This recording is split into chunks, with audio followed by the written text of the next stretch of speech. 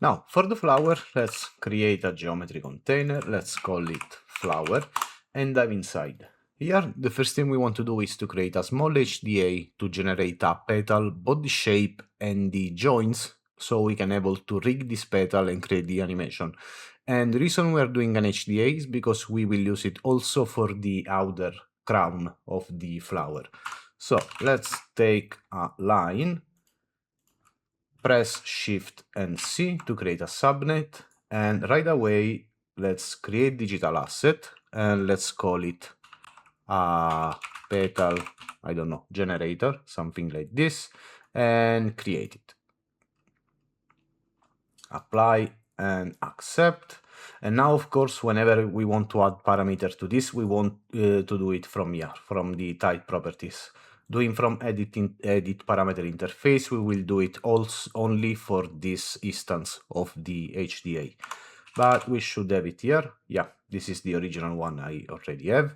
So now I want to go up here and split the windows so I can pin the interface of the HDA here, and here we will have everything will be inside. So dive inside here and let's see. So this line will be the spine of our petal. So let's change the direction. We want to be in the negative Z, so this direction. And right away we want to promote this parameter because we want to be able to control the length of the overall petal with the HDA. So click on the subnet from outside, type properties, and here we want to drag the length of the line in this parameter tab like this.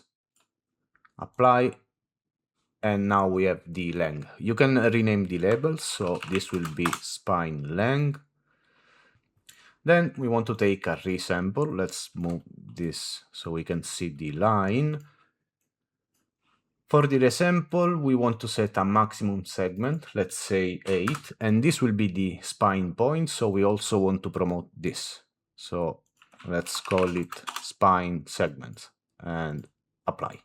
Now let me accept this and close it. Now for the cross section, let's take another line, and this time we want this to be on the negative X, so basically perpendicular to the spine. The length, it's okay leaving as 1, we will control it with the P scale, but we want to change the origin, so it will start at the center, so we will copy the direction, paste relative reference, divided by 2. And on the negative axis. Yeah. As for the points of the cross section, here we can establish the, let me increase this marker size to 6, the number of the whole cross section. We will reason in half, so let's create another parameter here on the line itself. And it's an integer one, let's call it segments per side. Side. So here we want to reason in the way that maybe we want to choose 3 or 4 segments for sides. So we will copy these, let's say 3 points per sides. And on the points here, we want to paste this guy, so paste relative reference. And we want to multiply this guy by 2. So it will be double the point, but also we want to add another point in the middle. So all of this plus 1. So now 3 by 2 is 6, plus 1 should be 7, and we do have 7 points. And this parameter, we want to promote it on the HDA. So type properties, let's take the segment per side and drop it here. And actually here I copied the wrong parameter. We need to copy the length to the origin. So paste relative reference divided by 2. So now if we copy this cross section on the spine, we do have something like this. And now we want to use the P scale to define the shape of the petal. So let's drop down a point variable after the resample node. And in here, let's create a global amplitude controller. So amp is equal chf amp. And remap the P scale on the U attribute. So float P scale is equal to chramp as usual. pscale ramp on the f at u. And now the pscale attribute will be this pscale value multiplied the global amplitude. So if we set this to 1,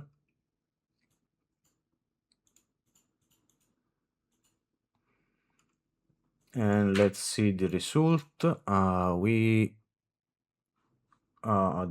did I call it? Pscale? Yeah. Why is 0 pscale by amp f at u? We do have the, we didn't write the u. So we do have something like this. And this ramp is something we want to promote on the HDA also, so let's reopen the panel. You can leave it open, but I don't have any space here, so either I put it on the second monitor or I will open each time we need it. So for the ramp, let's drop it here, apply, and let's use the ramp to create something which actually seems like a petal.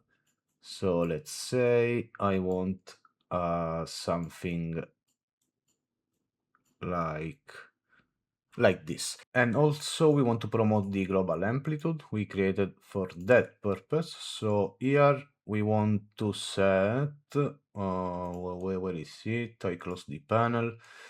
We want to set this champ on the main HDA. So let's call it pscale amp. So apply and accept, and maybe decrease it to something like 0.6. Now the only problem is that I tried different way to smooth this final part in a smooth manner, but it honestly don't work that much. So we need to do another trick to have a final shape which is good rounded. So basically the idea is that on this spine, and let's rename this to pscale, basically only on the last point we want to copy a different line that we can soft transform to have a smoothed shape. So let's take another point wrangle. We will call this set copy, and in here we want to say that if the current point number is equal to the last one, so numpt minus 1, then the string copy attribute will be equal to end. This is for the final line. Else the asset copy attribute will be equal to, I don't know, start, just to tell those apart. So basically here we want to activate the piece attribute using the copy attribute that we created. And now if I duplicate this line and create an attribute for both of those, this will be string one, the name is copy, and let's say this is for the end and this is for the start. And change the orientation for a second, just so we can tell that these two are different. We want to merge these two lines, and now, okay, let me just check. Let's see, here is the p-scale, it is -1, not multiplied than 1. Now, as you can see, only on the last point is being copied the straight line. So let's reverse this back to 0. What we want to change is basically some overall shape on this one. And to make it procedural, we can't really select this point and just move it, because if we change the number of points per side, this will break the setup. In practice, we want to take a soft transform here, and basically if we manually select these two last points, where are those? These 2 points, and drag it back, we want to create basically something like this, but in a way that these 2 points are always the first and the last. So another point wrangle, and in here let's just check if the point number is equal to 0, or if the point number is equal to the last point number, so numpt minus 1, parenthesis, and in that case we want to add this point to a group. So set point group 0, we will call this group soft, the current point number, the value will be 1, and the mode will be set. And there's always an error, I didn't close this bracket. So basically now we want to insert soft. In this case it will be the same, but if we modify the segment by side, it won't break the setup this time. And I want to open the HDA parameters because here I want to first add a switch. Maybe we don't need to deform this line, like for the exterior crown we will end with a single point, so this step won't be needed. So regular line, deformed line, this will be fed into the copy. And here we want to promote both the switch, this will act as a toggle, so rather let's create a toggle and let's call it soft transform on. So apply, and then we want to take from here the amount of transform, so this translate Z, and I don't think we can drag a single parameter, so let's just create a float one and let's make it Z transform, Z exform over here.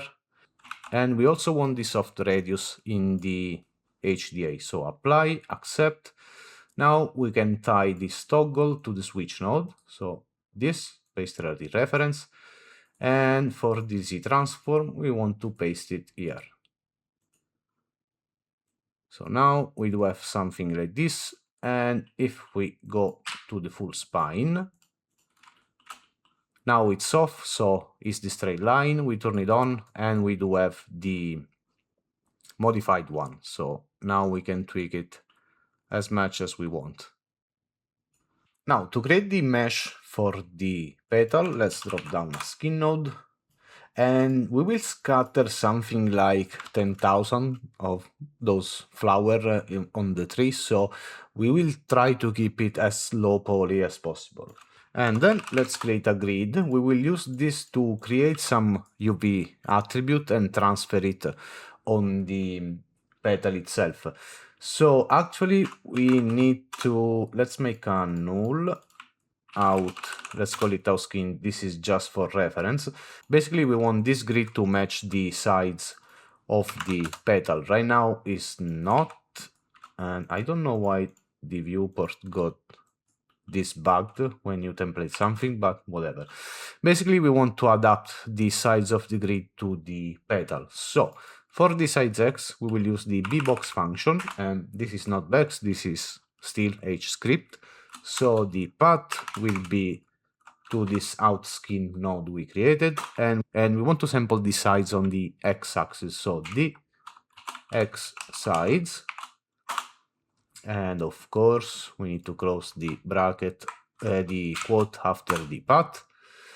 Copy this line, paste it here. We want to take the z sides this time, and also we need to copy this parameter, paste it here so we can center it, so negative divided by 2. And we also want to adapt these row and columns to the segment of the spine and the cross section. We want the same amount of points here. So for the spine we just want to copy this guy here, so paste relative reference, and we need to do +1, so +1.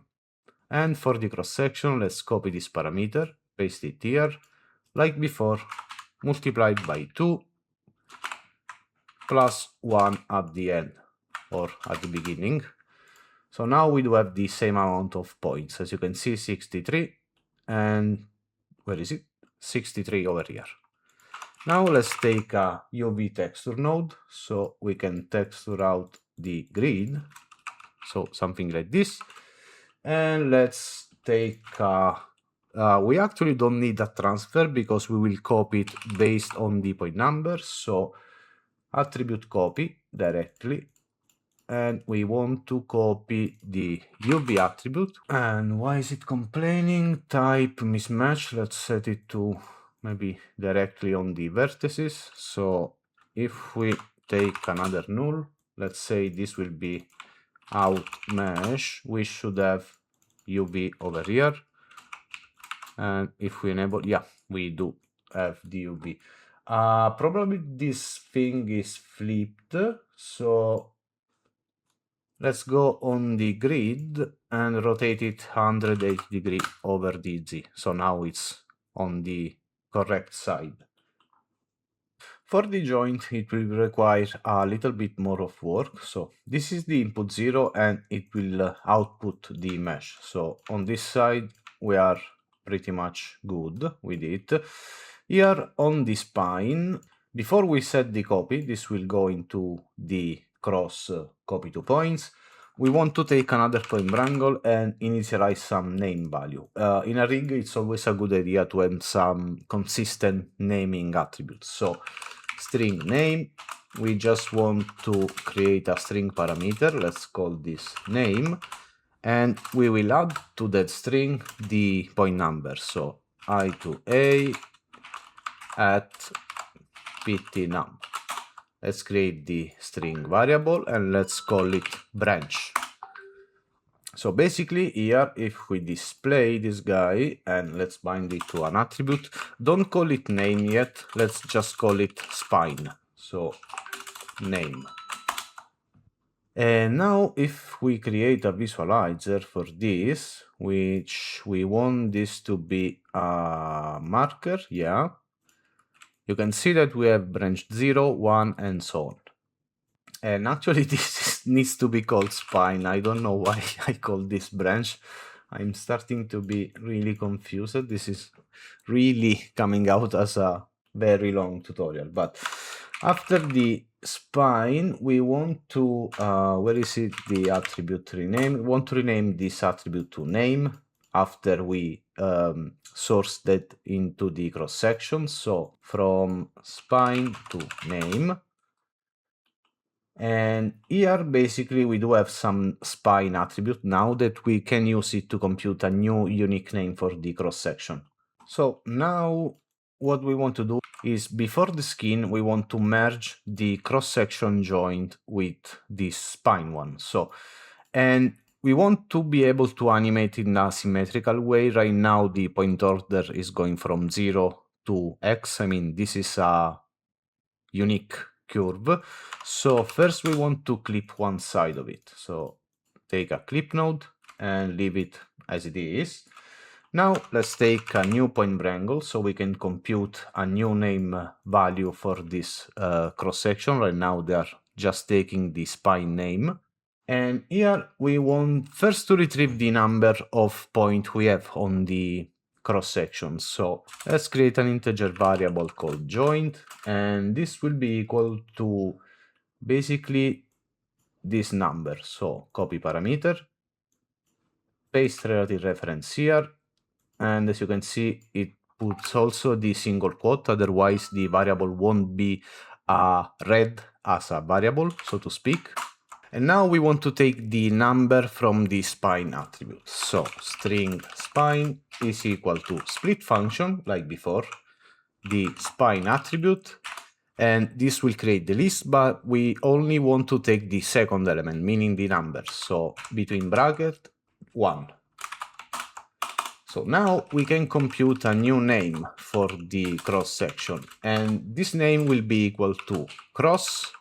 And we also add SX because right now we're working only on one side, plus the spine number. So something like this, we can visualize the name this time. Let me create the visualizer.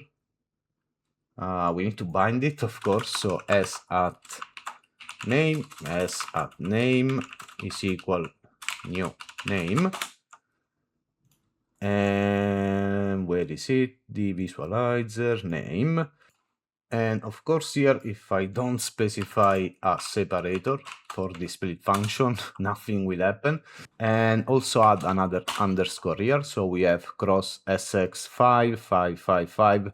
This basically represents a single cross section. Now we want to also add after the spine, so plus the I2A value, so E2A of the point number, but modulus of the joint plus 1. And this needs to be between parentheses. So basically, every time the point number will reach the maximum point number on that cross section, it will reset. So, and also, let's see, 73, no, it's not good. I want another underscore here. So as you can see, now we do have the correct numbering. So 0, 1, 2, 3. I just think this is actually in reverse. Let me check it. Yeah, we actually want the opposite. So here, let's delete the other primitive. So we do have something like this.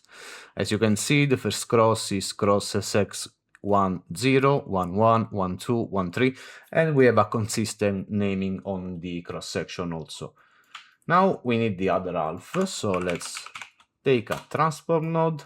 This will be scaled on the x-axis of -1 like this, and let's merge these two guys together. So now we have both sides. So let's invert these two guys. I don't like when they cross each other. And this is the new name. But now, if we have both sides that takes the same name, we have cross SX on both sides. This is not good, so another point Brangle after the transform for these sides. And here we want to retrieve some of the names, so let's create an array called name, and we want to split the entire name of this joint. So using always the underscore as a separator. So now we do have a list with cross, SX, 7, and 0. And we want to replace the second element, basically. So name 1, so the second element of this array will be changed with the X. And finally, let's override the name with the join function that will take all the elements inside an array and it will join. So we want to join all the elements of the name array, and we don't have the underscore anymore, so use it as a join parameter. And now the cross on the other sides, they are called dx. So let's make some order here. Basically, we want to merge the spine join, which is this one, with the cross section, with both of the cross sections, so this one. And let's move the mesh part out here. So basically this is the mesh, output 0, and this will be the join part. So this is all merged, and reverse it. Now let's delete some attribute on both sides, I believe. Here we can delete the copy, the p-scale, and the spine. So delete copy, p-scale, spine. So we just have the name, the position, and the U value. I'm not sure about if we need the U. And also let's delete the group for the soft transform. So delete all the group here. So duplicate these two nodes. This will be out skeleton, and this will be automatically modified to the, no, it's not true. We want to set it to output index 1, so outside. Let's save node type. Probably we will need to specify also here in the basic maximum output, let's say 2. So now we should have the mesh over here and the skeleton over here. So go back inside for a second. Let's finish to clean this up. Let's see. Let's delete also this other attribute over here. So we are left with position, U and UV, and let's delete this soft group also. So now let's save the node type and we should be done. Oh no, we need to initialize the vector actually here. So we do have our join, but we need some vectors so the rig will properly work. And we want to use the classic method when where we will curl basically both the spine and the cross section. So we need a normal vector and a up vector. With those, we can compute all the transform we need with the rig doctor. So first, let's drop down a fuse node. This will ensure that our cross-section will follow the spine without the need of establishing some parent relationship. And then a point wrangle. This will be init vectors, and before the attribute delete. And in here, let's create a vector called up. We will set it to the y-axis, so 0, 1, 0, 0, 1, 0, not 9, and a normal attribute variable set to the negative z. So now let's bind it. So v at up is equal to up, and v at normal is equal to normal. Now, if I enable the normal and the vector, basically for the up vector is fine. All the join, both the spine and the cross, should point toward the y-axis. But for the normal, the spine is good because we want to curl it on basically the hinge between these two vectors. So it will curl this way. But for the cross section, we want to set the normal to go outwards. So here, let's make a small condition. Rather first, let's create a string variable. We will call this side. And within this string, we are going to use the split function, and we are going to split again the name using underscore as a separator. And if we say we only want the second element, basically in the string side, we are reading if a cross-section has the dx word or sx word in the name. So now, if side is equal to sx, then the normal should point on the negative x-axis. Let's see if does work. Yes, and for the other side, else if side is equal to the x, then the normal will be equal to positive x-axis. And close it. And now we do have all the vectors we need. And finally, we want to place a rig doctor. So after the vector, before the attribute delete, and on this rig doctor, let's hide the vectors and enable the transformation. As you can see, we do have some value, but we need to fix some stuff. First, we don't want to sanitize the name. We work pretty hard to have a good naming convention, so disable both of those.